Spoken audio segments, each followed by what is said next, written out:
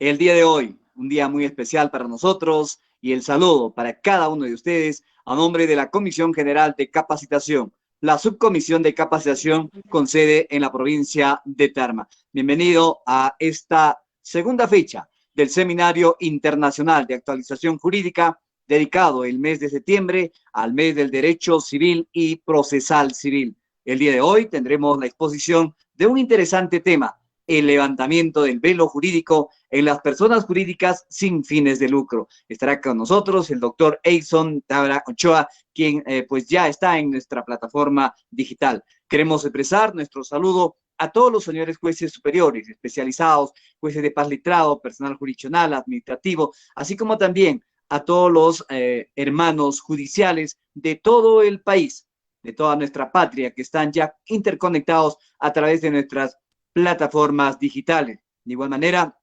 queremos expresar el cordial saludo a los señores abogados, estudiantes y público en general que ya están con nosotros. Para iniciar nuestra conferencia magistral, invito al doctor Edwin Ricardo Corrales Melgarejo, juez superior, presidente de la Sala Mixta Descentralizada de Tarma, coordinador de la Subcomisión de Capacitación, para las palabras iniciales. Doctor, muy buenas noches, bienvenido.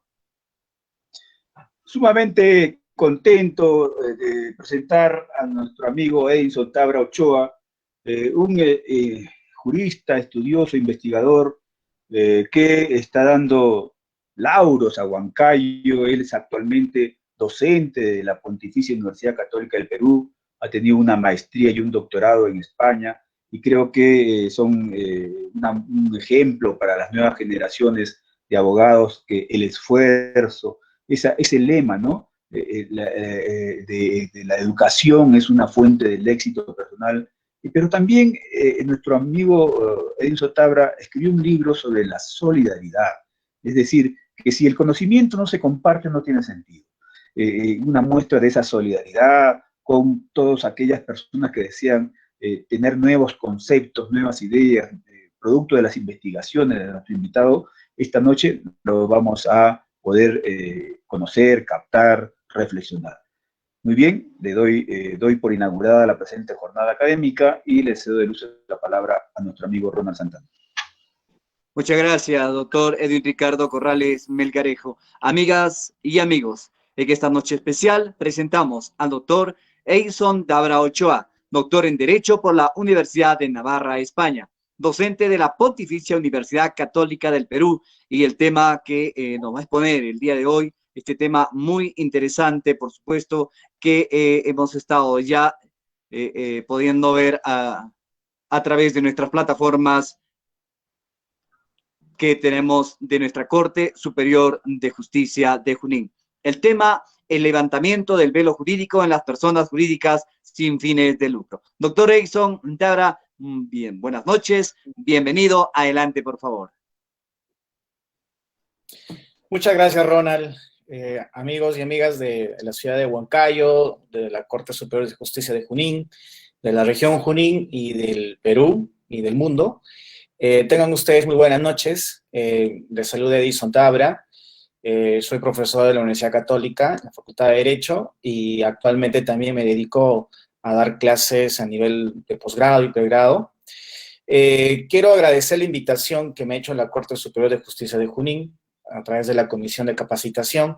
Un agradecimiento también al doctor Ricardo Corrales por esa gentil deferencia hacia mi persona para poder compartir en esta noche un poquito fría aquí en Lima algunos conocimientos que están actualmente pues en boga y que creo que van a enriquecer su formación de todos ustedes.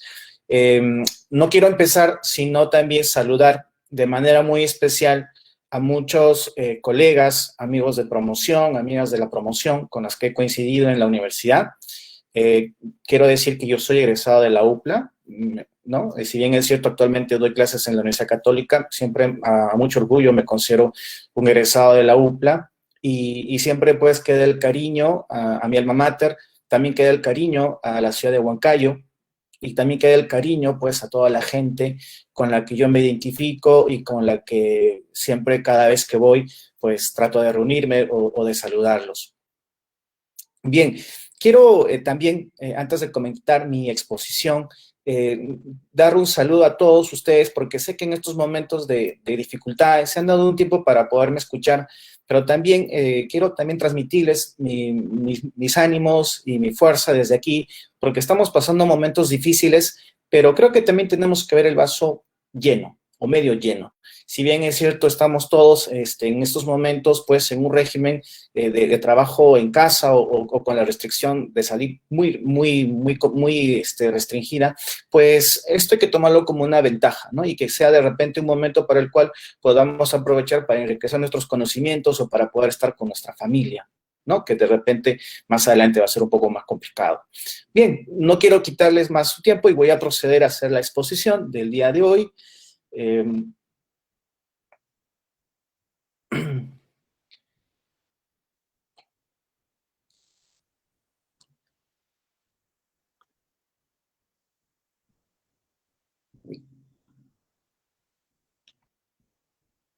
Bien, no sé si se observa la diapositiva que he colgado. ¿Me pueden, por favor, confirmar? Aún no, doctor.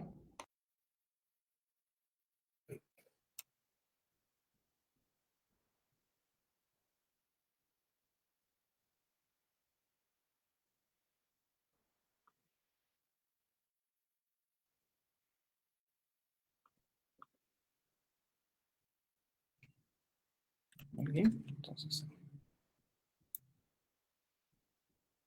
¿Ahora sí se observa? Ahora sí, gracias. Perfecto, perfecto, muchas gracias. Muy bien, entonces, la exposición de hoy está más o menos contemplada por una aproximación de 45 minutos. Va a hablar sobre un tema muy interesante que es el tema del levantamiento del velo jurídico en las personas jurídicas sin fines de lucro. Es un tema que evidentemente proviene del ámbito mercantil, corporativo, pero que tiene una incidencia también en muchos ámbitos jurídicos y también lo va a tener dentro de poco en el ámbito civil, si es que de repente ya muchos de ustedes lo han tocado pues en el día a día en la Corte Superior. Mi exposición va a estar enfocada a 4 partes. Primeramente voy a hablar sobre los conceptos previos que vinculan el ámbito sobre lo que es el levantamiento del velo jurídico o del velo societario, como se dice en realidad. Un poquito hablaré también de su aplicación en el ámbito administrativo y en el ámbito posterior comercial y laboral. Y terminaré hablando un poco en el ámbito civil. Quiero mencionar que este tema que se toca en el ámbito civil, en realidad es una importación del ámbito comercial que se ha ido aplicando paulatinamente en el ámbito laboral y también en el ámbito administrativo, y que hoy en día se propone su aplicación en el ámbito civil, sobre todo en las personas jurídicas sin fines de lucro, ¿no? Tal como se hace actualmente en el caso de las personas jurídicas con fines de lucro. Hablemos de algunos conceptos previos. Bien, para empezar, ¿dónde comienza el problema cuando hablamos de levantamiento del velo jurídico? En realidad, lo que ocasiona su creación, su generación del levantamiento es el abuso que se da en la personería jurídica. Como muy bien lo apunta el profesor Morales Godos, al hablar de la personería jurídica, nosotros nos vamos a referir evidentemente pues a que hay un sujeto distinto a quien lo crea, ¿no? Como por ejemplo nosotros constituimos una persona jurídica sin fines de lucro, ¿no? En los registros públicos, pues desde ese momento la personería jurídica de esa asociación, de esa fundación, es totalmente diferente a quienes la han constituido, ¿no? Entonces ahí se llama lo que se conoce la famosa separación de personería jurídica, que también, digamos, genera una separación de patrimonios, y eso también desde una perspectiva legal y también desde la perspectiva económica es muy bien vista, porque la personería jurídica separada entre una persona que crea a otra, ¿no? Genera que la separación de patrimonios va a llevar como consecuencia una seguridad, tanto del que tiene su propio patrimonio como el patrimonio que es aportado, pues, para la nueva entidad, ¿no? Por ejemplo, si yo creo, por ejemplo, en el ámbito comercial, una sociedad anónima y aporto, pues, un bien inmueble y me quedo con otro bien inmueble, pues bajo la visión de la personería jurídica, ahí hay una seguridad, en el sentido de que la sociedad anónima mantendrá la propiedad sobre ese bien, que no se le podrá limitar en lo que es propiedad, pero también yo tendré y mantendré la propiedad con la que me he quedado y que está a mi nombre, ¿no? Entonces, eso es en pocas palabras lo que es la personería jurídica, ¿ya? Ahora, para entender también el levantamiento del velo societario, tenemos que recordar el criterio de la responsabilidad limitada, ¿no? Es un criterio que, como todos sabemos, proviene, pues, del derecho comercial. Y en el derecho comercial asumimos que desde la perspectiva comercial, la responsabilidad limitada está relacionada, pues, a que, ¿no? Digamos, los aportes de los socios que dan a la constitución de una empresa, pues quedan ahí. Y la única responsabilidad que tienen es, en el peor de los casos, perder esos aportes, ¿no? Entonces, una empresa que obtenga o que se genere obligaciones ante terceros, pues tendrá que responder con su patrimonio, pero en ningún caso, ¿no? Los acreedores de esta empresa podrán exigir a los socios, ¿no? De esta, ¿no? A eso se llama, pues, la responsabilidad limitada, y también va en conjunto con la teoría de la personería jurídica, ¿ya? De hecho, el jurista Buller también habla de que esto es positivo, porque gracias a la responsabilidad limitada se dice que se van a crear los famosos costos de supervisión, los cuales se van a reducir. ¿Qué significa esto? Que cuando tú creas una persona jurídica, por ejemplo, en el ámbito comercial, llámese sociedad anónima, llámese sociedad comercial de responsabilidad limitada, y le das un patrimonio propio, pues ella va a generar sus propios mecanismos internos a través de su estatuto para verificar que utilice bien ese patrimonio, va a también generar mecanismos internos que verifiquen, pues, que sus administradores hagan una buena gestión, pero la mala gestión que se pueda presentar en ningún momento va a perjudicar el patrimonio personal de sus socios, ¿ya? Entonces, eso es ventajoso, porque imagínense ustedes si no hubiera responsabilidad limitada y todo fuera ilimitado, pues habría siempre una inseguridad de todo socio, porque tendría temor de que si la empresa en la cual es accionista, pues si le va mal, él puede tener temor de que también eso pueda afectar a su patrimonio, ¿no? Llámese en lo que es el cobro por parte de los acreedores. Ahora bien, a nivel comparado, por ejemplo, Hassman y Kragman, por ejemplo, nos dicen que la responsabilidad limitada genera un beneficio porque hace de que las personas y las entidades jurídicas que han creado, ¿no? Generen una situación de separación de activos entre su patrimonio, que es por personal, y el patrimonio de la empresa. En el terreno contable financiero, pues cuando tú gestionas activos para una actividad económica, estos van a generar deudas, ¿no? Que se llaman pasivos. Entonces, esos pasivos que genere la empresa con sus propios activos, de ninguna manera van a tocar al patrimonio personal o a los activos personales o que corresponden al patrimonio personal del titular, ¿ya? Entonces, ahí es una ventaja de la responsabilidad limitada, porque de alguna manera le permite a un socio que pueda aportar un patrimonio para la creación de una empresa y que ésta haga sus propias actividades sin temor de que los acreedores de esta le exijan que pague, y a su vez le permite también utilizar su patrimonio personal para otras actividades que ella crea realizar por conveniente, ¿ya? Ahora, también se dice que la responsabilidad limitada genera, pues, un menor costo de separación o especialización, ¿no? Y reduce los costos de capital. ¿Por qué? Porque evidentemente, y lo voy a mostrar de manera sencilla, ¿no? Si existiera la responsabilidad ilimitada, ¿ya? Habría mayor temor, ¿no? De que a mí como socio de una empresa me puedan embargar mis bienes los acreedores de esta, ¿no? Entonces, claro, yo tendría temor o de generar mi patrimonio o de que ese patrimonio personal esté a mi nombre, ¿no?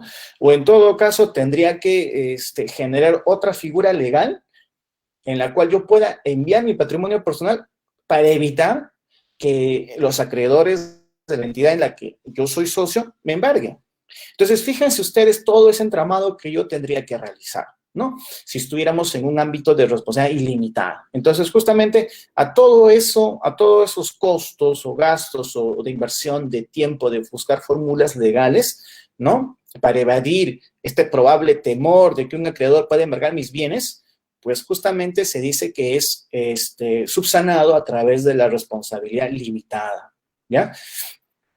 Entonces, estos criterios de la personería jurídica, de la responsabilidad limitada, se aplican en comercial, pero también se aplican en civil, ¿no? Cuando yo con un grupo de amigos creamos una asociación, pues evidentemente esta asociación va a crear su propio patrimonio, este patrimonio se va a utilizar para los fines para los cuales se ha creado la asociación, tiene sus estatutos, pero de ninguna manera, pues, los perjuicios que puede recaer sobre la asociación van a trasladarse a los asociados, ¿no? Igual puede suceder en una comunidad campesina, puede suceder también en un comité, en una fundación, ¿no? Entonces, esa es justamente la garantía que nos da tanto el criterio de la personería jurídica como de la responsabilidad limitada, ¿no? Bien. ¿Cuál es el problema que se presenta aquí?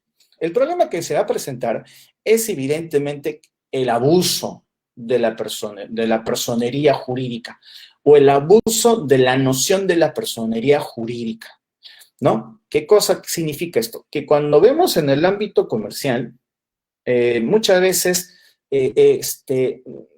los socios pueden crear entramados de empresa para generar situaciones de abuso o perjuicio, ¿no? A terceros, ¿ya? Lo voy a poner en un tema muy sencillo. Por ejemplo, en el laboral, ¿no? Se puede crear, ¿no? Una red de empresas llamadas grupos de empresas o grupo de sociedades comerciales con el fin, pues, de que puedan contratar personal de manera de repente conjunta, ¿ya? Pero a través de figuras jurídicas y económicas, de repente se busque evadir el pago de los beneficios laborales. Entonces, esa empresa que los contrató puede decir, bueno, yo, ¿sabe qué? Estoy quebrado, no les puedo pagar, ¿ya? Pero, sin embargo, el resto de las empresas, ¿no? Pues están bien económicamente. Entonces, si los trabajadores quisieran exigir el pago a las otras empresas que son o que pertenecen al mismo grupo de empresas, pues no podrían hacerlo bajo el criterio de la personería jurídica y de la responsabilidad limitada, ¿no? Porque nos dirían, ¿saben qué? Si usted tuvo de empleador a la empresa A, por más que esta empresa A sea parte del grupo X, en el cual son parte empresa B, C, A, J, pues no se le puede pedir a las otras empresas, solo a la empresa A, ¿no? Porque estamos ante un criterio, como les digo, de la personería jurídica de la responsabilidad limitada, ¿no? Entonces, eso sería un poco, por decirlo así, el problema que surge y por el cual surge este criterio, pues, del levantamiento del velo societario, precisamente por la existencia de un abuso de la personería jurídica, ¿ya? De hecho, los maestros Espinosa y Cesarego nos dicen, pues, evidentemente que esto está mal, ¿no? Porque una persona jurídica cualquiera, sea con fin lucrativo o sin fin lucrativo, pues no puede tener, pues, una personería jurídica absoluta y que también su responsabilidad limitada tampoco puede ser absoluta, ¿no? Ellos mencionan precisamente la noción de la relatividad, ¿no? Y nos plantean de que la personería jurídica de cualquier persona jurídica, llámese con fin lucrativo, sin fin lucrativo, no puede ser absoluta, sino relativa. Y esa relativización se va a dar en que cuando se detecten casos de abuso de derecho y fraude a la ley, pues en esos casos se podrá hacer una restricción, ¿ya?, a la personería jurídica. Y en ese caso, lo que se va a hacer, ya les adelanto un poquito lo que implica este tema, es quitar la personería jurídica, ¿ya? Y exigir el pago de las responsabilidades, de las obligaciones a quienes están detrás de esa persona jurídica, que sería, por ejemplo, pues los socios o los asociados, por ejemplo, ¿no? A eso se refieren los maestros. Bien, entonces vayamos un poquito al ámbito ya al concepto del levantamiento del velo jurídico o velo societario. Hasta este momento, tengo que hacer una precisión, y es de que este tema del levantamiento del velo jurídico en realidad se ha tomado, ¿no?, del derecho comercial, porque es un tema que se generó en el derecho comercial y que se ha ido aplicando, ¿no?, a otros tipos de personas jurídicas, como ahora, por ejemplo, se debate en el caso, pues, de las personas jurídicas sin fines de lucro, ¿ya? Entonces, por momentos va a parecer que estoy dando más una explicación comercial, pero, como les digo, tiene correlación con lo civil. Por ejemplo, cuando hablamos del levantamiento del velo societario o velo jurídico, ¿no?, o también velo comercial o velo legal, ¿no?, un jurista argentino muy, muy conocido en el ámbito empresarial llamado Guillermo Cabanelas nos dice que va a consistir en varias ideas este concepto. Que el levantamiento del velo societario o del velo jurídico va a consistir en la desestimación de la persona jurídica de una sociedad. ¿Esto qué significa? Que cuando se usa este criterio, la idea que tenemos, por ejemplo, de una asociación, de una sociedad anónima, de un comité, ¿no?, se va a desestimar en lo que es su personería jurídica. Ejemplo, Edison, Ricardo, Ronald han formado una asociación llamada Corte Superior de Justicia Fútbol Club, ¿ya? Entonces, bajo este criterio de la desestimación de la persona jurídica de la sociedad o de la persona jurídica, por ejemplo, ¿qué se haría? Se quitaría la personería jurídica de esa asociación y se le pedirían a Edison, a Ricardo y a Ronald que asuman las deudas de esta asociación, por ejemplo, ¿no? Entonces, a eso se llama la desestimación de la persona jurídica de una sociedad, o también persona jurídica sin fin de lucro, si queremos también relacionarlo al ámbito civil, por ejemplo. ¿Y eso por qué? Porque cuando hacemos el levantamiento del velo societario partimos de la idea de la relatividad de la noción de la persona jurídica. Y bajo ese punto de vista, nosotros en determinados casos podemos quitar o desconocer la existencia de esa personería jurídica, por ejemplo, de una asociación que divide la asociación como persona jurídica propia y sus asociados. Y, por ejemplo, para el ámbito civil, esto es muy útil, porque los acreedores, por ejemplo, de una persona jurídica sin fines de lucro, ¿qué van a hacer? Demostrando, pues, que está cometido abusos o fraude a la ley, pueden lograr que el juez, ¿no?, quite la personería jurídica de esa asociación e imputar a los socios a que asuman la responsabilidad, ¿no?, hacia los acreedores de esa asociación. Otro punto que manifiesta Guillermo Cabanelas es la limitación de responsabilidad de una sociedad. Claro, como les decía, hasta hace poco, ¿no?, se partía de la idea de que, oye, si la asociación generaba deudas, ¿no?, por ejemplo, una empresa generaba deudas en el ámbito laboral, crediticio, pues solo ella estaba obligada a pagar a sus acreedores, ¿ya? Entonces, no había precisamente la opción de que si estas cometían abuso, pues, y este abuso era manejado por personas que las dirigían o que están en la administración, pues no había opción de exigirles a ellas a que asuman su responsabilidad y que paguen indirectamente, ¿no? Por la existencia justamente de esta responsabilidad limitada, por la existencia de la personalidad jurídica. Entonces, bajo el levantamiento del velo societario o velo jurídico, justamente lo que se hace es limitar o restringir ese criterio de la responsabilidad limitada, ese criterio de la personería jurídica, ¿no?, y cambiarlo, si queremos ponerlo, a un tipo de responsabilidad ilimitada. Entonces, bajo ese punto de vista, si yo creé una empresa y esta empresa genera deudas, ¿no?, y yo le he administrado mal, he cometido fraude en el ámbito tributario, laboral, qué sé yo, mis acreedores ante el juez pueden pedir el levantamiento del velo y el juez puede ordenar el levantamiento del velo y con eso, como consecuencia que genera, que yo tenga que pagar. Otro punto que manifiesta Guillermo Cabanelas es la limitación de responsabilidad de los socios de la sociedad. Antes, los socios en una empresa no tenían responsabilidad por deudas, ¿no?, por el efecto de la persona jurídica, o sea, la personería jurídica, y por efecto también, pues, de la responsabilidad limitada. Entonces yo, como les decía, tenía la seguridad, pues, de que si creaba una sociedad anónima y le iba mal o la manipulaba, ¿no? Pues no iba a tener ningún tipo de responsabilidad económica. ¿Por qué? La responsabilidad limitada y la personalidad jurídica me defendían, ¿ya? Pero con el levantamiento eso se acabó. Con el levantamiento del velo jurídico o del velo societario, pues yo ahora también, si se demuestra que he tenido responsabilidad en el mal manejo de una sociedad anónima o de una asociación, ¿no? Pues puedo también responder por esas deudas. Otro punto que manifiesta Guillermo Cabanelas es de que el levantamiento del velo jurídico implica la modificación de las reglas sobre la responsabilidad limitada. Claro, cuando tú aplicas el levantamiento del velo societario, no solamente quitas la personalidad jurídica, sino también quitas esa responsabilidad limitada que era la garantía del socio o del asociado de no pagar o de no tener que involucrarse en el pago a los acreedores, ¿no? Entonces, bajo ese punto de vista, yo estaba muy tranquilo. Pero con el levantamiento eso se acabó. Con el levantamiento, pues, es como que la sociedad o la asociación u otro tipo de persona jurídica sin fines de lucro cambie de responsabilidad limitada a responsabilidad ilimitada. Entonces, con lo cual, si yo administré mal a la persona jurídica, pues puedo utilizar o tendré que utilizar mi patrimonio personal para pagar a esos acreedores afectados.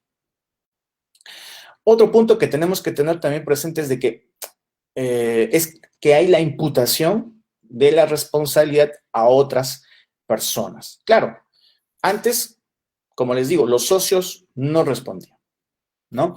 Bajo ese mismo efecto también, los que administraban una empresa y los que gestionaban o eran parte del consejo directivo de una persona jurídica sin fines de lucro, tampoco asumían responsabilidad porque todo lo asumía, por lo menos en el ámbito económico, en el pago de acreencias económicas, lo asumía pues la persona jurídica. Y si ésta no tenía la capacidad, pues no había la manera de cobrarle a los asociados o los socios, ¿no?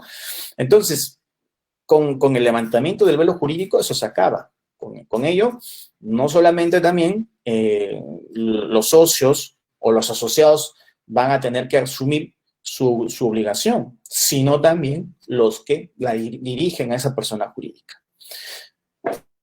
Y esto es importante porque, de alguna manera, el levantamiento del velo jurídico, el velo societario, también es una forma de que se fomente el buen gobierno.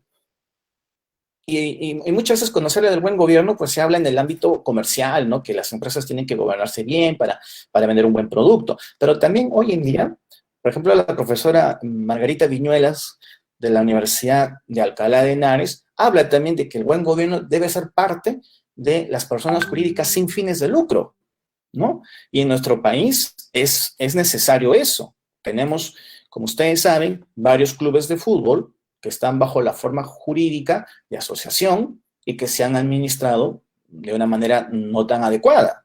Entonces, bajo ese punto de vista también, pues la profesora dice que también cada persona jurídica sin fines de lucro debe crear sus propios mecanismos de gobernarse bien, porque si no, corre el riesgo de que si ese mal gobierno se materializa en un fraude o en un abuso que afecta a terceros, ¿ya?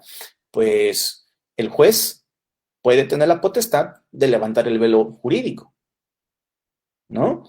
Y ahí sí, entonces van a pagar los administradores y los asociados. Entonces, eso es una forma de incentivar a que también haya un mejor gobierno, una mejor administración en las personas jurídicas sin fines de lucro.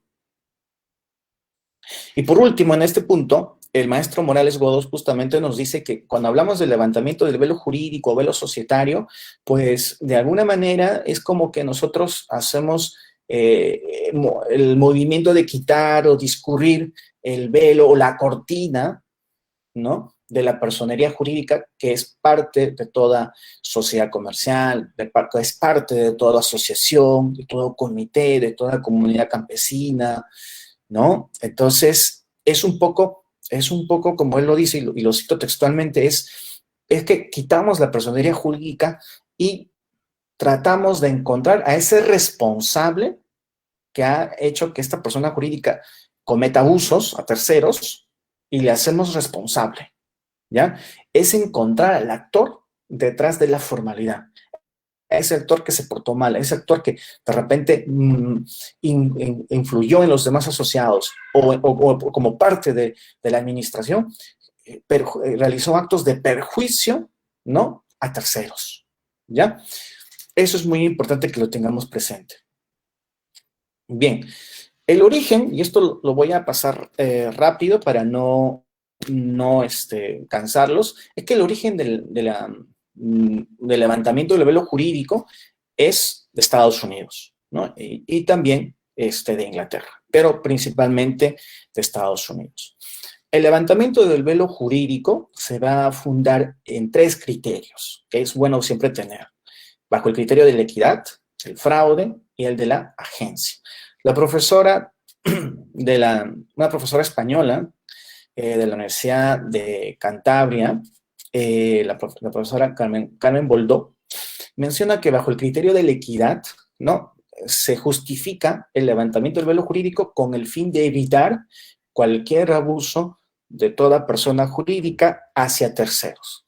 Cuando me refiero a terceros, me estoy refiriendo pues a cualquier persona natural o jurídica que haya entablado cualquier tipo de relación legal con esta entidad que es a la cual se le quiere levantar el velo legal, ¿no?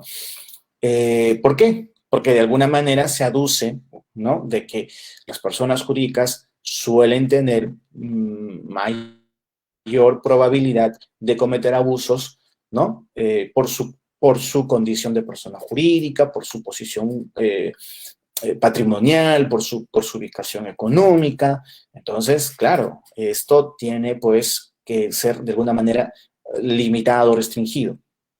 Por ejemplo, yo juego para un club de fútbol que está conformado bajo una asociación. Supónganse juego en un club que está participando en la Copa Perú, ¿ya?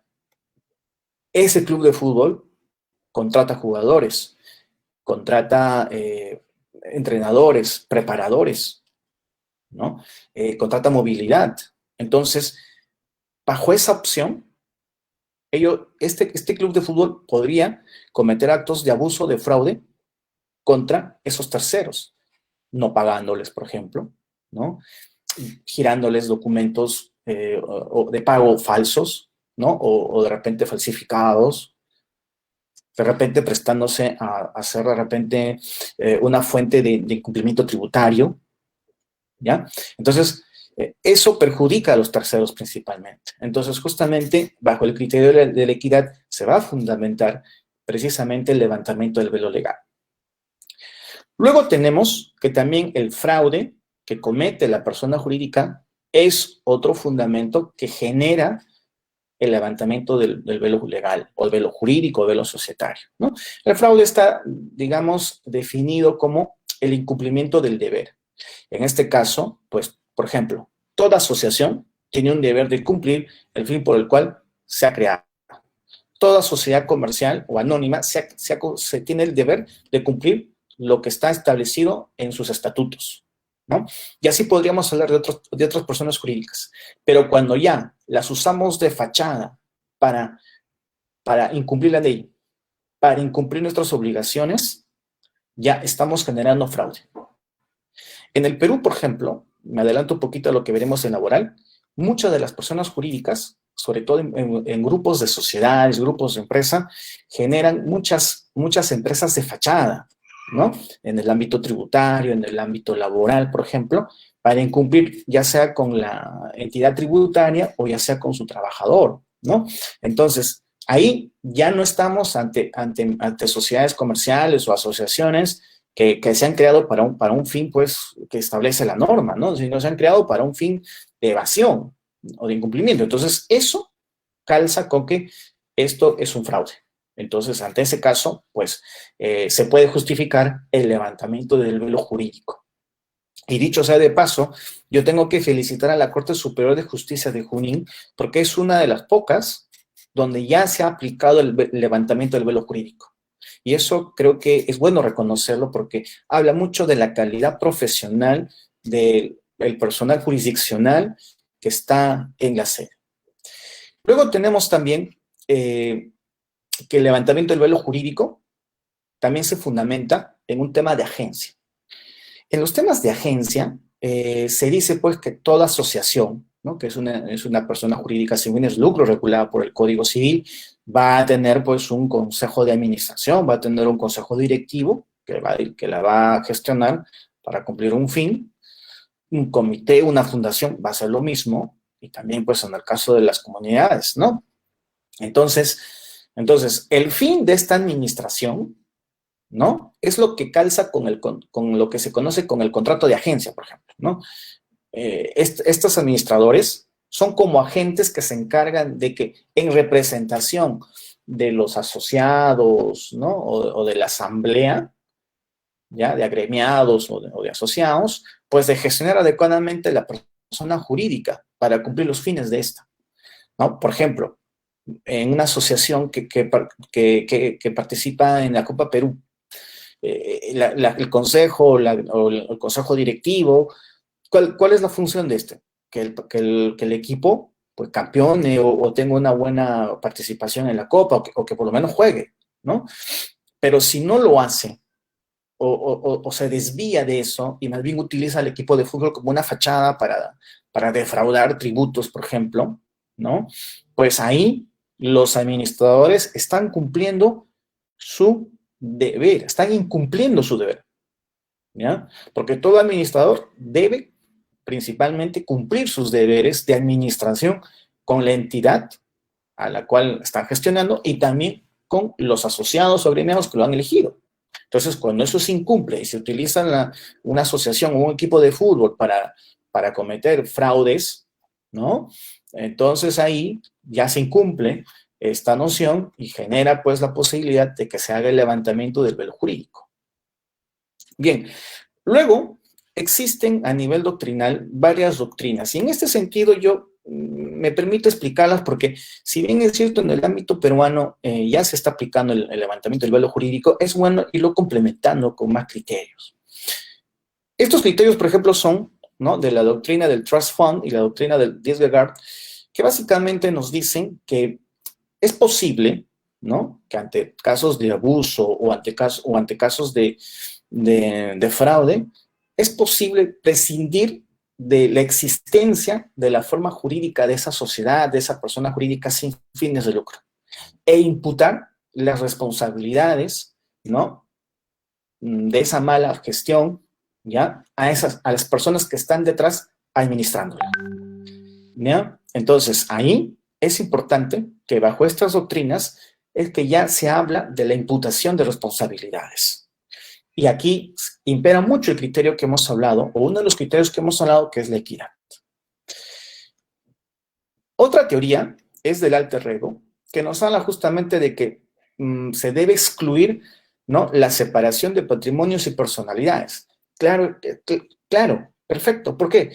Porque según esta teoría, si tú, por ejemplo, como administrador de una asociación, junto con los otros administradores o parte del gremio o de la administración, utilizan al club como una fachada para incumplir, o como una fachada de evasión tributaria, vamos a ponerlo así simple, ¿ya? Estás de alguna manera asumiendo el riesgo de que si detectan eso, el juez puede imputarte esa responsabilidad a ti y también al resto de asociados, junto con los demás que han sido parte de la administración, ¿ya? Y como consecuencia de eso, la clásica separación de patrimonios entre las personas que tienen su propio patrimonio y el patrimonio de la persona jurídica, en este caso de la asociación, va a desaparecer. De alguna manera, es una forma de decirte, ojo, cuando tú administres o cuando tú seas parte de una asociación, ¿no?, así como en una empresa, ¿ya?, y la gestionas mal, pero no es que la gestiones mal por efecto del mercado, sino la gestionas como una forma de evadir tributos, de incumplir obligaciones, ¿no? Entonces, estás generando el riesgo de que el juez te pueda imputar a ti la responsabilidad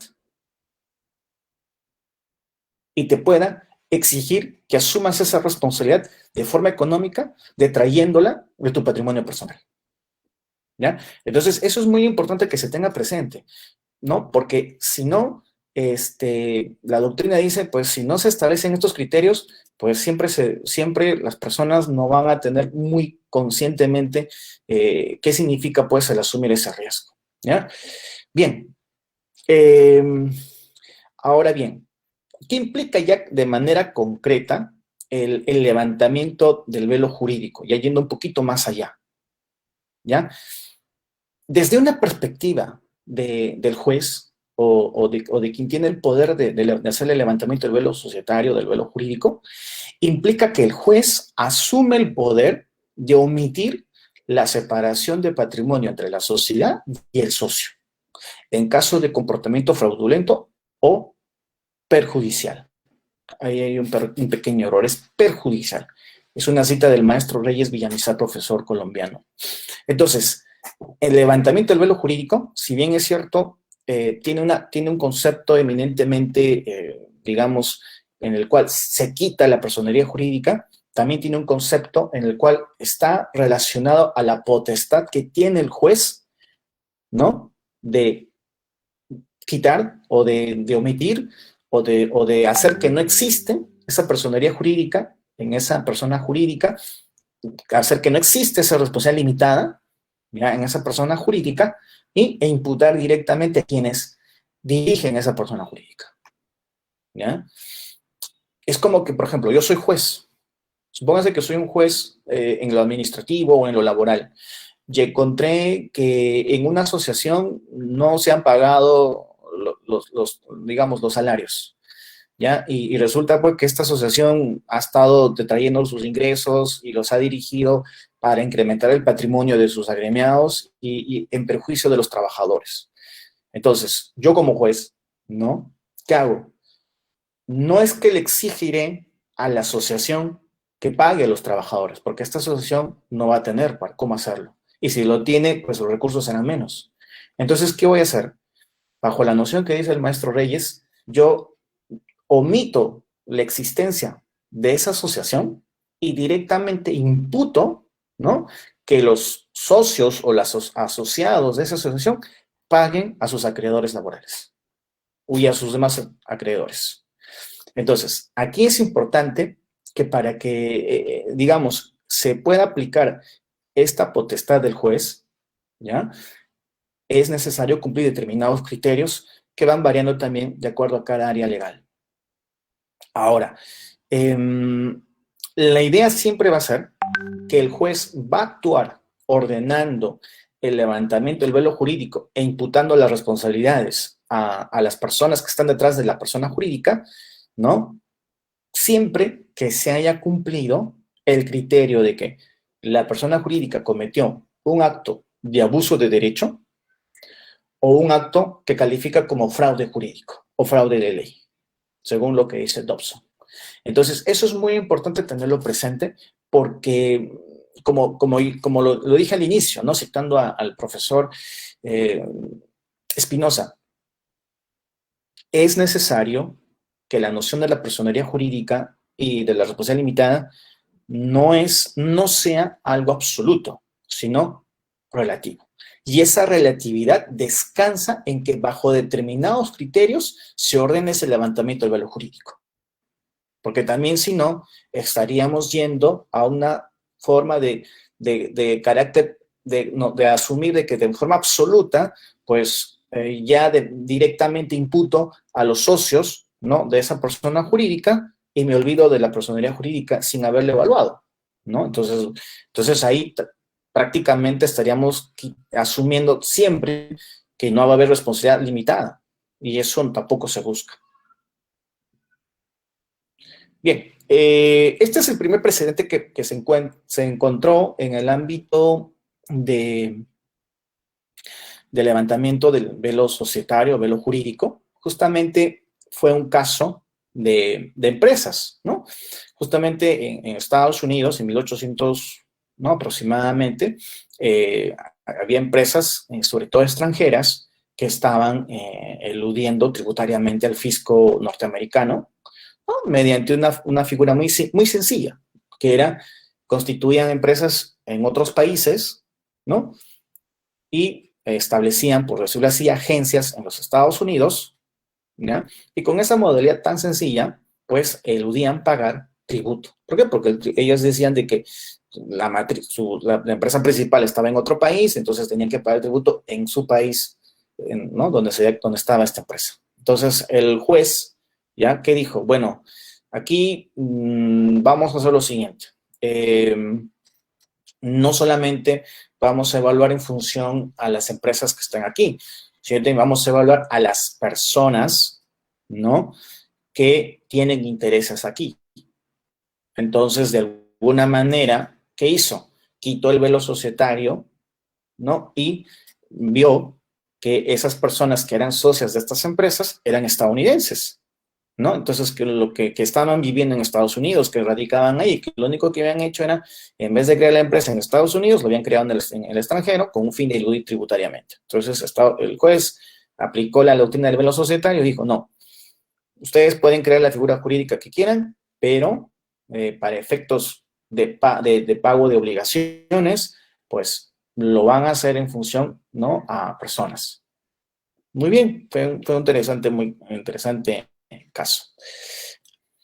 Bien, aquí hay doctrinas de las que ya les he comentado, pero vamos a discutir un poquito más detallado estas doctrinas que les he comentado, porque estas doctrinas nos establecen criterios que se deben tomar en cuenta al momento que se debe levantar el velo jurídico o el velo societario.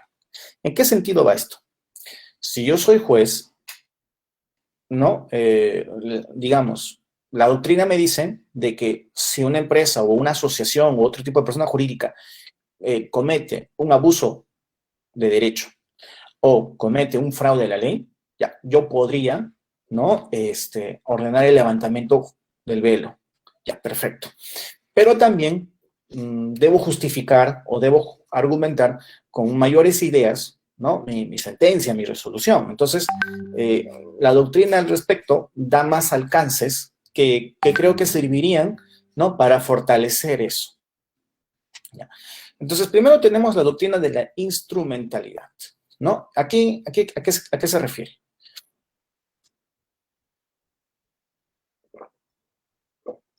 Cuando hablamos de esta doctrina, nos estamos refiriendo a que se asume que una empresa o una asociación, ¿no?, ha sido creada como un instrumento para favorecer los intereses de otra empresa o de otra asociación, ¿ya?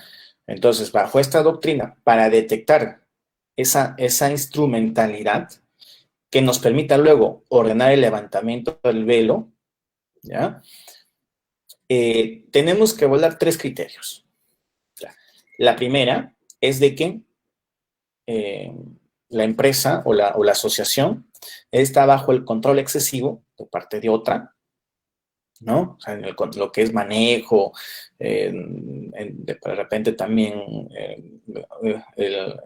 gastos, ¿no? También está el criterio de que el control sea realizado con la finalidad de efectuar un fraude. ¿Qué quiere decir esto? Una asociación puede ser usada como instrumento o fachada de otra asociación o de una empresa, de cualquiera, ¿no?, con el fin de cometer una infracción tributaria o una infracción administrativa o una infracción o vulneración laboral o penal, ¿no? Entonces, el juez tiene que detectar ello. El otro criterio es que haya una adecuada relación de causalidad o nexo entre la afectación, ¿no?, y la acción legítima de la sociedad matriz. O sea, se tiene que detectar que la afectación en realidad provino, ¿no?, de la empresa que está manejando, pues, a la empresa de fachada o a la persona jurídica de fachada, ¿ya? Entonces, estos 3 criterios se utilizan mucho bajo esta doctrina y obviamente cuando el juez utiliza estos 3 criterios va a decaer en que pueda haber un abuso de derecho o un fraude a la ley. Usualmente, por ejemplo, en el caso comparado y también, si no me equivoco, en el caso peruano, bajo algunos casos, se aplica, por ejemplo, en el ámbito tributario, ¿no? En el ámbito tributario, pues, muchas veces se crean empresas de fachada, por ejemplo, para para evadir el pago de impuestos o pagar menos, ¿no? Entonces, por ejemplo, si estuviéramos en las condiciones del juez, un juez, por ejemplo, oye, podría aplicar esta doctrina y tranquilamente podría encontrar pues, que de repente una empresa ha sido usada como fachada o una asociación ha sido usada como fachada por una empresa o por otra asociación para pagar menos tributo. Entonces eso, por ejemplo, podría justificar, ¿no?, la doctrina del levantamiento del velo jurídico. Luego tenemos la doctrina del alter ego. Cuando hablamos de la doctrina del alter ego, hablamos de que aquí se habla de un criterio de unidad de intereses entre dos o más empresas, sobre todo siempre van a ser dos, donde una subsidiaria tiene la condición de alter ego, o sea, que se identifica o que pertenece a otra empresa. Fíjense que todas estas doctrinas siempre hablan de empresas, ¿no? Y eso es porque, como les digo, siempre se asume de que el levantamiento del velo jurídico está más que todo en el ámbito empresarial.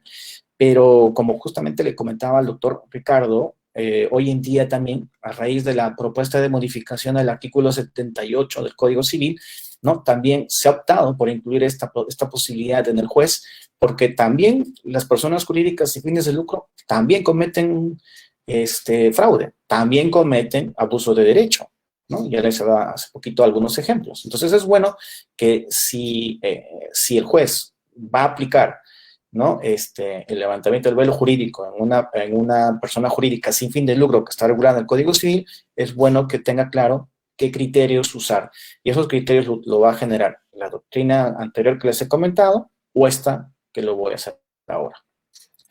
Entonces, por ejemplo, aquí, ¿qué criterios se utilizan bajo esta doctrina del alter ego? Principalmente, ¿no?, que se verifique pues que hay una especie de transacción entre ambas, entre una y otra, ¿no?, entre por decirlo así, la fachada y la otra que la está manejando, ¿ya? Llámese pues en lo que se traduce en intercambio o arrendamiento de bienes, préstamo de dinero, extensión de crédito, suministro de bienes, que la entidad que es de fachada pues constantemente incumpla sus propios estatutos de gestión, de gobierno, ¿no?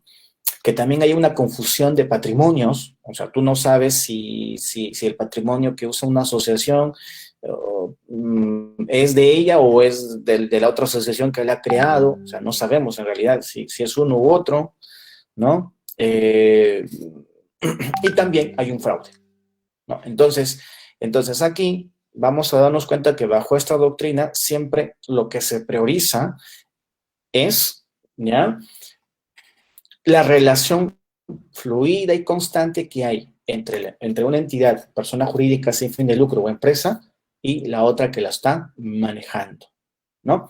Ahora, ¿un juez qué haría en estos casos? Un juez en estos casos haría, si se inclina por esta doctrina, pues haría el levantamiento del velo jurídico de la entidad que hace la fachada e imputaría la responsabilidad a la empresa que la ha manipulado, o también incluso haría, como se dice coloquialmente, de la empresa que también ha estado manipulándola, ¿ya? Y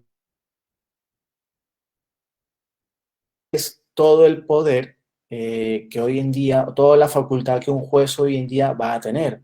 De hecho, como les digo, esto se ha aplicado en laboral, pero si se aplica la modificación del 78 del Código Civil, pues los jueces van a tener una potestad, ¿no?, más importante, porque va a abarcar pues a todas las personas jurídicas que están constituidas en el país. Tenemos la otra noción, el otro criterio, que es el Identity Doctrine, que aquí principalmente lo que se considera es la dependencia. O sea, hasta qué punto una persona jurídica es dependiente, ¿ya?, de la otra, ¿no? Pero esa dependencia no es tanto, por decirlo así, una dependencia de ayuda, sino es una dependencia de manipulación, ¿ya?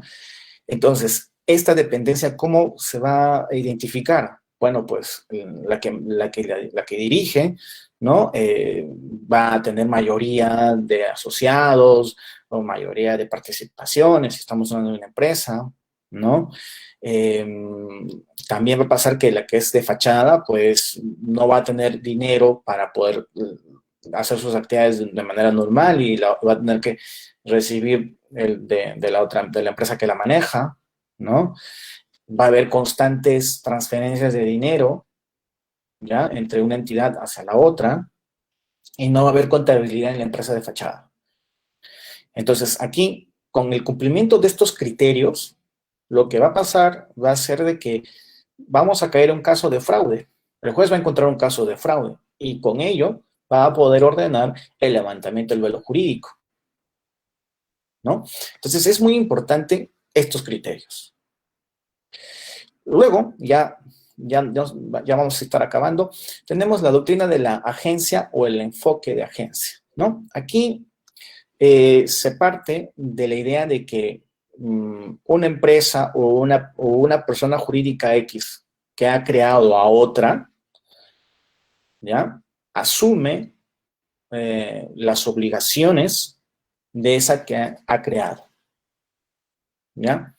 Entonces, bajo esta doctrina, ¿no?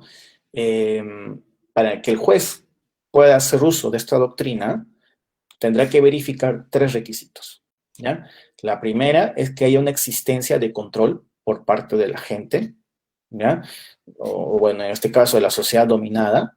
En este caso se va a verificar que que este agente o sociedad dominada, pues, realmente sea hecha por la que la ha creado, ¿no? O lo que se dice la sociedad dominante, ¿ya? También que la sociedad dominada o la entidad dominada, pues, o la entidad de fachada, ¿no? Haya hecho daños o haya generado daños que generan, pues, que se le imputen el pago de estos, ¿ya? Y también se va a verificar la existencia de un propósito fraudulento en la relación con los terceros. Es decir, que la creación, la actividad de la entidad de fachada ha sido hecha con un fin de fraude, con un fin de abuso jurídico, ¿no? Entonces, esto es el criterio de la agencia. Entonces, aquí los jueces, ¿no? Podrían tranquilamente ir cogiendo o viendo qué criterios pueden ellos asumir, ¿no? En caso que crean conveniente aplicar la doctrina del velo legal, del levantamiento del velo legal. Y aquí tenemos el criterio del levantamiento inverso del velo societario. ¿Qué implica esto?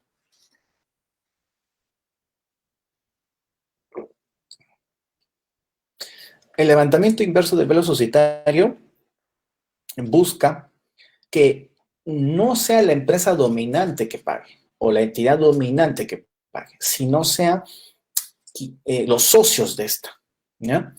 Por ejemplo, con los anteriores criterios, ¿no? Estábamos en una situación en la cual ya, yo verifico cualquiera de los criterios como juez y ya llego a la conclusión de que la empresa de fachada pues ya debe dinero y que cometió fraude, ya, perfecto. Y yo voy y levanto el velo jurídico a esa empresa de fachada. Si encuentro que detrás de esa empresa de fachada está la empresa dominante, pues esa empresa dominante le voy a decir que pague, ¿ya? Y esa empresa dominante que va a pagar, o esa entidad dominante que va a pagar, pues lo va a hacer como persona jurídica. Pero con esta entidad, con esta noción, se va un poco más allá, porque ya no solamente buscarías que, digamos, la entidad que manejaba pague, sino que también se le quita el velo jurídico a esta y se le imputa a quienes la administran o quienes son parte de esta para pagar. Les voy a poner un ejemplo. Supónganse que yo soy Edison Tabra y he creado una asociación, ¿ya? Para que participe como club de fútbol en el campeonato de la Copa Perú. Pero en realidad lo he hecho como una fachada para evadir mis impuestos, el pago de mis impuestos. Ya, perfecto. De repente, para hacerlo más fiable el ejemplo, ya, yo como Edison Tabra creo a su vez una sociedad anónima cerrada con otra persona. Entonces, esta sociedad anónima cerrada es a su vez, ¿no? la que crea o hace posible la existencia de una asociación. Ya, perfecto. Entonces, la asociación se usa de fachada y ayuda, pues, a que mi sociedad anónima cerrada pague menos impuesto. Ya lo uso, o incluso hasta de repente voy más allá, lo uso como una forma de lavar activos, ya, perfecto. ¿Ya? Entonces, bajo la doctrina del levantamiento del velo jurídico, ¿el juez qué haría? Levanta el velo jurídico de este club de fútbol y dice, a ver, ¿quiénes son parte de este club de fútbol? Y se da cuenta que mi sociedad anónima cerrada es la que principalmente la administra, la que principalmente pone el dinero. Entonces, ¿qué hace? Levanta el velo jurídico del club de fútbol y como encuentra eso en mi sociedad anónima cerrada, le dice, tú tienes que pagar. Ya. Bajo esta doctrina del reverse bill pricing, el juez va mucho más allá, porque no solamente no le exige a la sociedad anónima cerrada que pague, sino que también le levanta el velo jurídico a esta, ¿ya? Y me imputa a mí que pague, o que asuma la responsabilidad por los actos de la asociación que se desempeña como club de fútbol, ¿no? Entonces, fíjense ustedes lo que el 78 va a traer a favor del juez, ¿no? O sea, no solamente puedes tú, o el juez, o el operador jurídico, no solamente va a tener la potestad de levantar el velo jurídico e imputar a quienes están detrás de él, que pueden ser personas naturales o personas jurídicas, sino también puede ir mucho más allá, porque si detrás de ese velo encuentra otras personas jurídicas y él considera que estas, digamos, pueden haber creado una barrera para no pagar, puede también quitar el velo jurídico de estas e imputar a las personas que están detrás de esta. Fíjense ustedes el poder que se va a tener. Bien, estos son algunos ejemplos, ya vamos terminando. La doctrina del levantamiento del velo jurídico ya se ha aplicado en el Perú, ¿no? En algunos casos. Por ejemplo, uno de ellos es en el ámbito administrativo. Tenemos en el caso de Indecopi, por ejemplo, ya donde en la Comisión de Fiscalización de Dumping y Subsidios se aplicó la teoría del levantamiento del velo societario o velo jurídico, como lo estamos hablando aquí, ¿no? Bueno, era un caso, lo voy a decir de manera lo más sencillo posible, era un caso en el cual se detectó porque que un grupo de sociedades estaba usando a una empresa de fachada para obtener un beneficio, ¿no? Y no pagar impuestos o tasas, como se dice. ¿Ya? Entonces, ¿qué hizo esta entidad administrativa? Agarró, evaluó y dijo, no, esta entidad no es la única que se va a beneficiar, sino se van a beneficiar o realmente está siendo usada de fachada para que otras entidades se beneficien. No, entonces voy a ordenar el pago, ¿no? O voy a ordenar que paguen todos. Esta entidad que era usada, que se estaba usando de fachada, así como las otras que estaban detrás de ella para sacar provecho, ¿no? Entonces, de alguna manera ahí ya se aplicó a nivel administrativo el levantamiento del velo jurídico. Ahora bien, estos casos son, digamos, de años anteriores y hasta hace poco se estaban aplicando con más fluidez, o por lo menos se estaban evaluando aplicar con mayor fluidez, pero pues, recientemente hubo un cambio, como ustedes saben, del criterio del Tribunal Constitucional, que estableció de que ¿cómo se llama?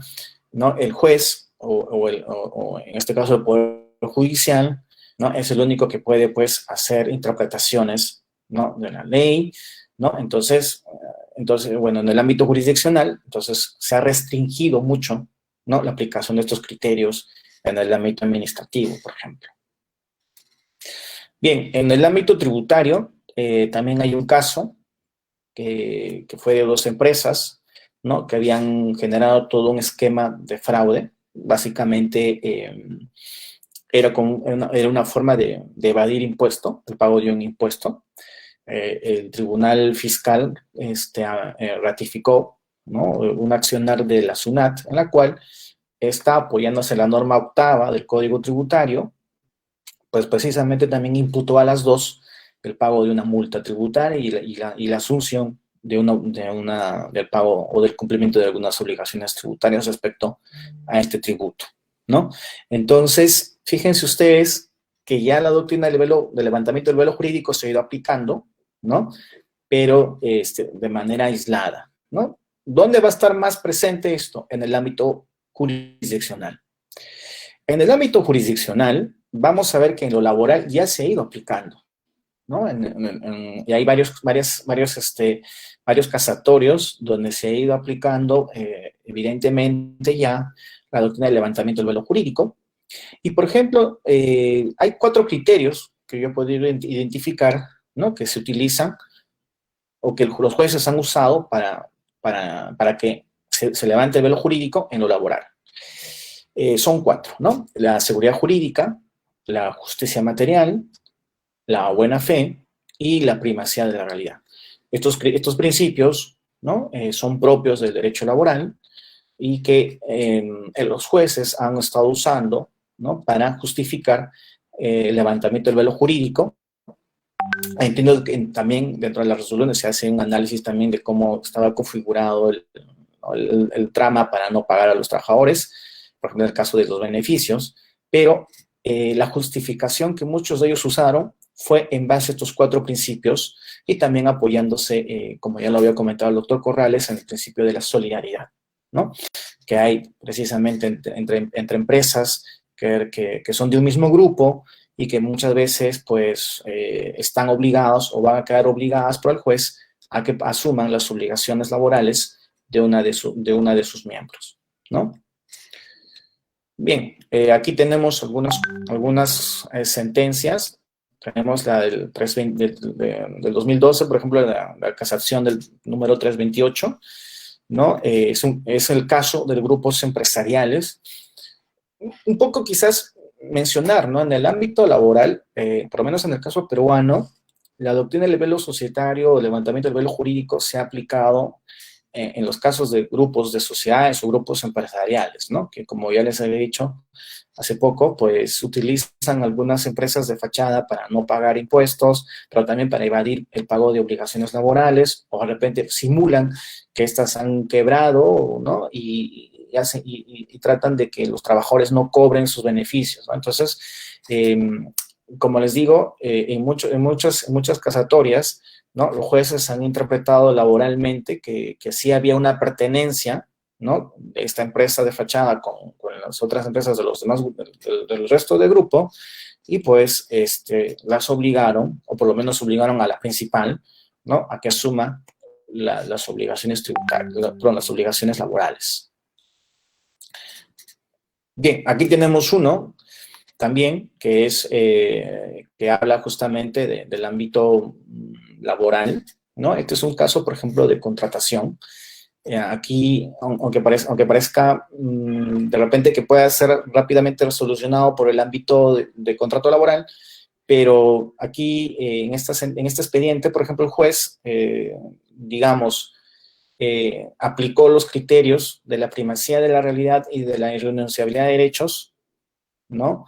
Y en base a eso concluyó, ¿no?, de que sí había la necesidad de que se tenía que pagar los derechos o los beneficios sociales o los sueldos de un trabajador, ¿no?, por más que se había simulado, pues, que había un contrato civil, ¿no? Ahora, ¿cuál es aquí lo importante? Y es de que aquí no solamente el juez le ordena a la empresa que pague, sino también es que, primero, dice que hay una simulación porque el trabajador estaba en un contrato civil cuando le correspondía el contrato laboral, y 2, no establece esa contratación laboral con la empresa originaria, sino la establece con otra empresa del grupo, en este caso la empresa principal, aplicando el criterio de la primacía de la realidad, por ejemplo. Bien, para el ámbito civil, y aquí podemos de repente discutir un poco, ¿no? Hay algunos criterios que se han propuesto para hacer el levantamiento del velo jurídico. Y, por ejemplo, Carmonda, que es un jurista chileno, nos habla de que en el ámbito civil debe hacerse de manera subsidiaria, ¿no? Porque, si bien es cierto, uno de los fundamentos de esta doctrina del levantamiento del velo jurídico es en función al abuso del derecho o de repente al fraude de la ley, pues tiene que ser de manera subsidiaria, en el sentido de que ya en el ámbito civil pueden haber otras formas de solucionar, ¿no? Por ejemplo, él cita la acción pauliana, y cita también, por ejemplo, la acción la acción de responsabilidad contractual o extracontractual, que de repente podrían ser vías mucho más fáciles que de repente se tenga que recurrir al levantamiento del velo jurídico. El otro criterio que él utiliza es la identidad personal o patrimonial entre una sociedad y uno más de sus socios. O sea, aquí el criterio que él dice es de que, por ejemplo, en las personas jurídicas sin fines de lucro, pues se tiene que identificar, ¿no? A la persona jurídica, quienes están conformándola, ¿no? Asimismo, también si dependen de otras personas jurídicas, pues también establecer la identificación correspondiente. Y el otro criterio que él utiliza es establecer que se identifique, ¿no? El abuso que hay, ¿no? El abuso que hay de la persona jurídica sin fin lucrativo, ya sea a un tercero, llámese trabajador, llámese el Estado u otro. Bien, aquí hay una sentencia del Tribunal Supremo Español donde incluye más criterios, ¿no?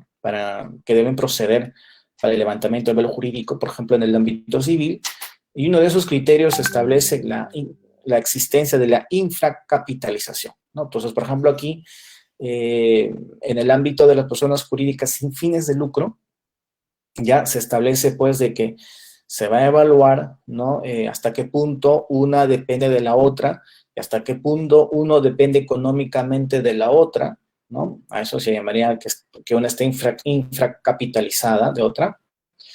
Hasta qué punto en la práctica las dos personas jurídicas sin fines de lucro van a ser las mismas, ¿no? O en la práctica van a ser las mismas, no va a haber diferencia alguna, ¿no? También hasta qué punto se maneja, ¿no? Una es manejada por la otra, y hasta qué punto eso es tan evidente, ¿ya?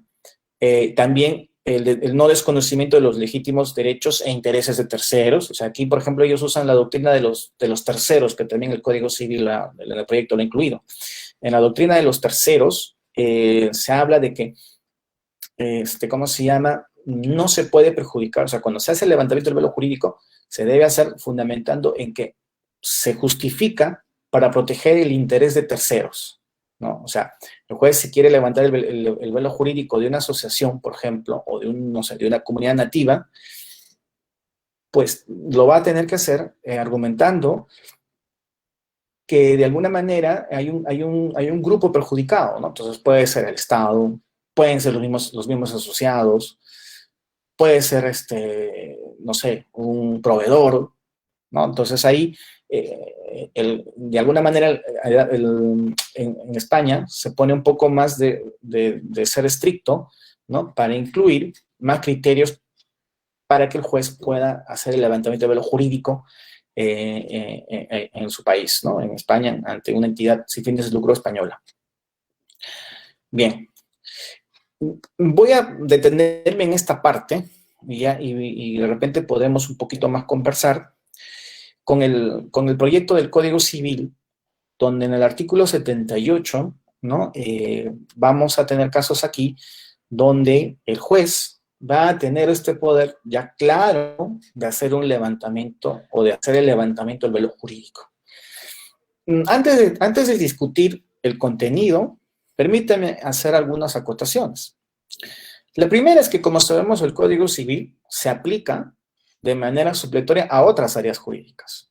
Entonces, si consideramos eso, el proyecto del Código Civil de aprobarse, y en este caso, si se aprueba el 78 tal como está escrito, pues el levantamiento del velo jurídico no solamente se va a aplicar en el ámbito civil, sino también en aquellos ámbitos donde el Código Civil se pueda aplicar de manera supletoria.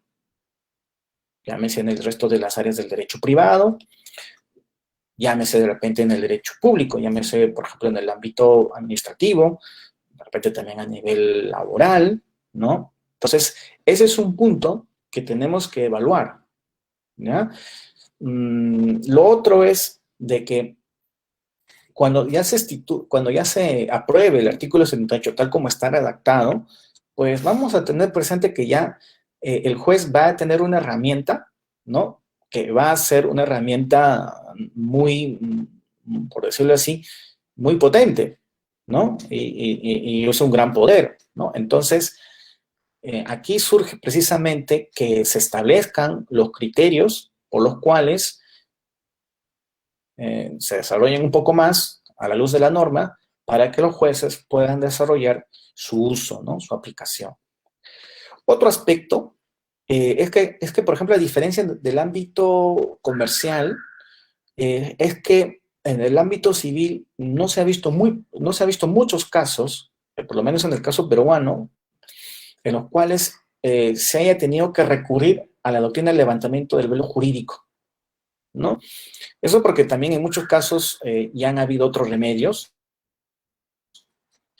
y justamente aquí genera la discusión si realmente es mejor en el ámbito civil que se mantenga el levantamiento del velo jurídico en proyecto y se apruebe, o de repente más bien reforzar otras áreas que han estado funcionando, ¿no? Llámese acción pauliana, llámese la responsabilidad extracontractual, contractual, ¿no? Entonces eso habría que evaluarlo, ¿ya? Ahora bien, yendo ya al análisis del artículo 78 como tal, lo primero es que hay un reconocimiento, no es tácito, perdón, es un reconocimiento expreso de la diferencia de personería jurídica, ¿no? Que es reconocerle como sujeto de derecho, ¿ya? Distinto a sus fundadores o a sus integrantes, ¿no? Esto, por ejemplo, en la ley general de sociedades, de alguna manera ya está un poco más cimentado, pero en el ámbito civil no. Entonces, ahora bien, el legislador hace bien en incluirlo, ¿ya? ¿Y esto por qué? Porque definitivamente, pues, ¿no? Ya a partir del inciso 3 se establece precisamente en la doctrina del levantamiento del velo jurídico, que es en estos términos, ¿no? Se dice que si se realizaran actos abusivos o en fraude a la ley a través de la persona jurídica o actos destinados a afectar ilegítimamente derechos de cualquier sujeto de derecho, aprovechando la diferencia formal entre la persona jurídica y sus miembros, o entre el patrimonio de aquella y sus miembros, el juez podrá. Ahí, por ejemplo, vamos a ver que el juez tiene esta facultad, que la puede usar discrecionalmente o no. Entonces, por ejemplo, ahí también se tendría que decidir si el juez la puede aplicar de manera discrecional o también tendría que haber por parte de las partes afectadas una solicitud para que el juez la evalúe y le aplique, o en todo caso no va a hacer falta. Eso ya tendría que discutirse, ¿no? Sigamos. El juez, a solicitud de la parte legitimada, ¿ya?, va a desestimar excepcionalmente la calidad de sujeto de derecho de la persona jurídica, imputando las consecuencias a los integrantes o directivos responsables. Noción del levantamiento del velo jurídico.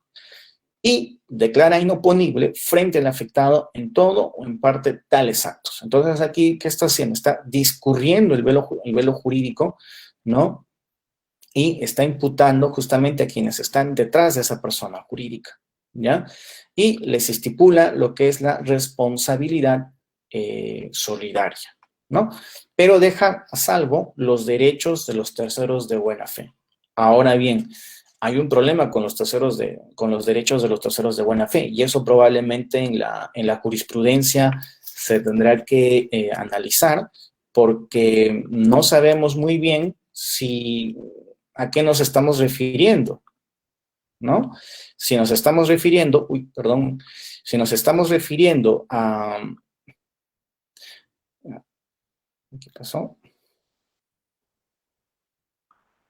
Ya.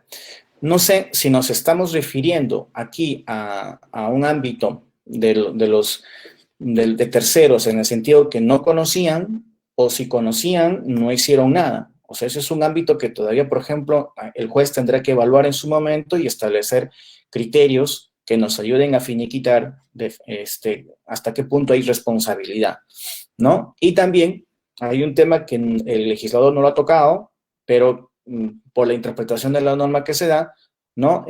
Puede, y es de que también se podría imputar también la noción, ¿no?, de que se puede exigir a los socios que están dirigiendo a la empresa, que a su vez dirige a la empresa o a la entidad sin fines de lucro de fachada, para que asuman responsabilidades, ¿no? Entonces, como se han dado cuenta, este ámbito del levantamiento del velo jurídico es muy novedoso en el ámbito civil. Va a generar una amplia discusión de cómo trasladar sus criterios de aplicación, llámese en el ámbito comercial, en el ámbito laboral, hacia un ámbito, ¿no?, civil, que es algo que todavía va a ser muy novedoso. Entonces, ahí va a quedar el reto, ¿no? Y justamente el reto va a quedar, en el caso de ustedes, de poder ver cómo se puede aplicar en una realidad como la Corte, ¿no?, de Junín, y cómo lo podemos, o cómo se puede, pues, esto aplicar perfectamente sin que esto implique que haya un abuso, ¿no?, o que se cuestione la potestad del juez de que por qué ha hecho el levantamiento del velo jurídico, y que también, pues, también se evite que el juez tenga temor de no hacerlo porque puede ganarse, pues, una denuncia, ¿no?, por abuso. Entonces, ahí creo que ya la práctica nos va a ayudar un poco a ir ya puliendo criterios y puliendo funciones, que creo que lo vamos a tener que discutir en algún momento, ¿no? Bien, bueno, con esto finalizo mi exposición. Disculpen, en algún momento he confundido términos, pero realmente es más porque es un ámbito comercial que se aplica a lo civil, y ahí ha ido el reto. Pero bueno, les agradezco mucho su atención y bueno, quedo abierto a todas las preguntas que hubiera, y muchas gracias por su atención. Nuestro sincero agradecimiento al doctor Edison Tabra Ochoa por esta brillante exposición sobre el levantamiento del velo jurídico en las personas jurídicas sin fines de lucro. Quiero invitar a los participantes a esta conferencia, si tuvieran alguna consulta, alguna inquietud que puedan realizar a través de nuestras plataformas, estamos libres, por favor, indíquenos nomás para poder dar el pase correspondiente y puedan realizar la consulta que crean necesario. Queremos agradecer la presencia en nuestra plataforma virtual de los diversos amigas y amigos de las diferentes Cortes Superiores de Justicia del país que están enlazados a través de nuestra plataforma digital. Excelente disertación, nos indican por ahí, por los canales internos. Muchas gracias. Para efectos, dan a conocer a través de los mensajes que estamos recibiendo por los canales internos. Si hubiera alguna consulta, por favor, invitamos a los participantes a este evento internacional de actualización jurídica. Bien, al parecer no tenemos ninguna consulta. Doctor Edison, ¿algo más que acotar en esta noche, por favor? Sí, si me permites, quiero acotar algunas cositas, ¿no? Lo primero es de que el ámbito del levantamiento del velo jurídico es algo que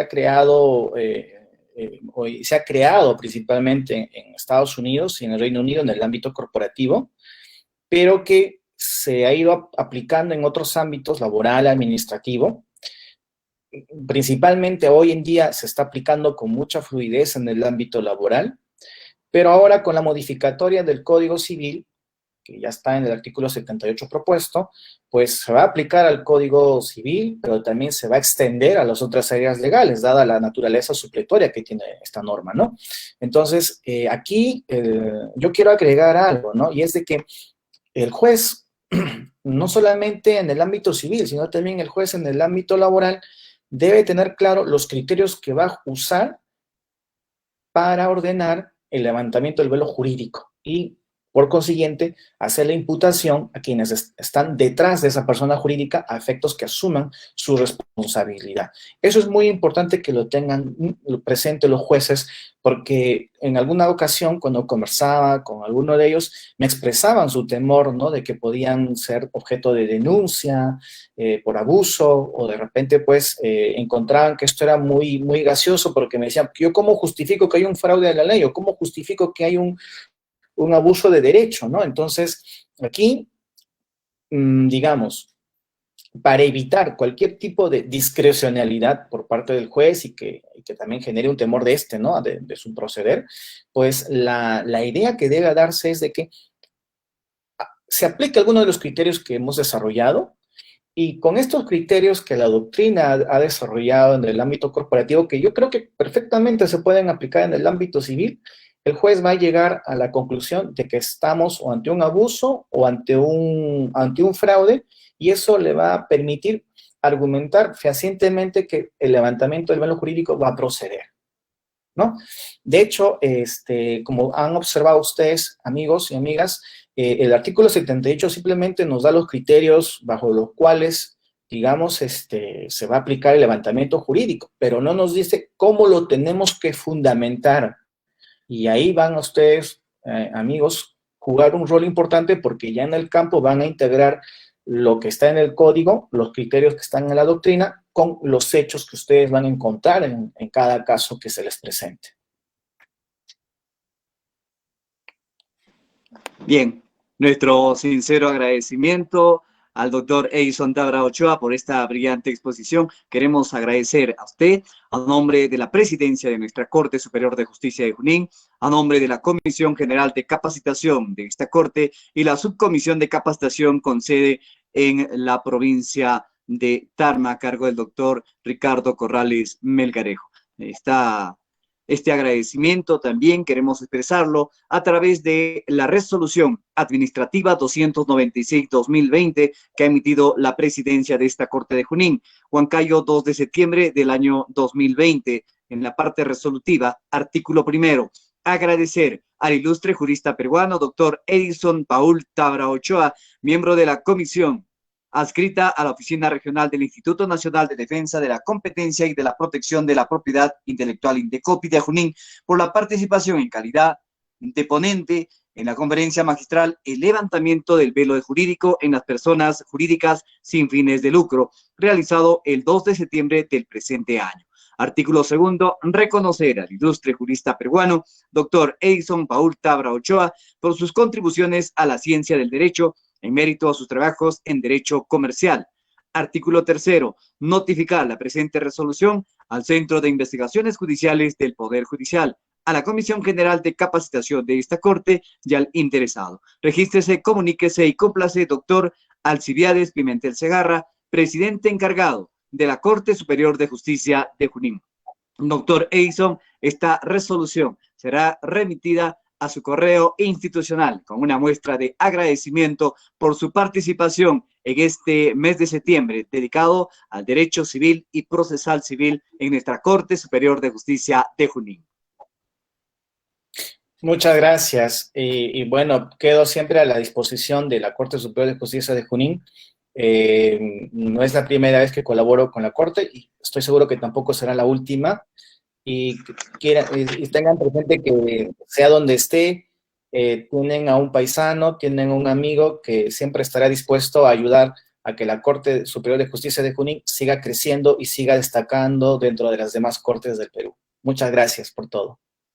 Nuestro sincero agradecimiento a usted, doctor Edison Tabra Ochoa, y a través suyo queremos agradecer a todos quienes participaron en esta secuencia de esta conferencia magistral, Seminario Internacional de Actualización Jurídica. Gracias a todos y cada uno de ustedes. Muy buenas noches. Gracias. Hasta luego. Que tengan buenas noches. Doctor, gracias. Buenas noches. Gracias, buenas noches, doctor. Bendiciones. Gracias. A seguir cuidándose. Gracias. Hasta luego. Cuídense mucho. Cuídense mucho Gracias. también.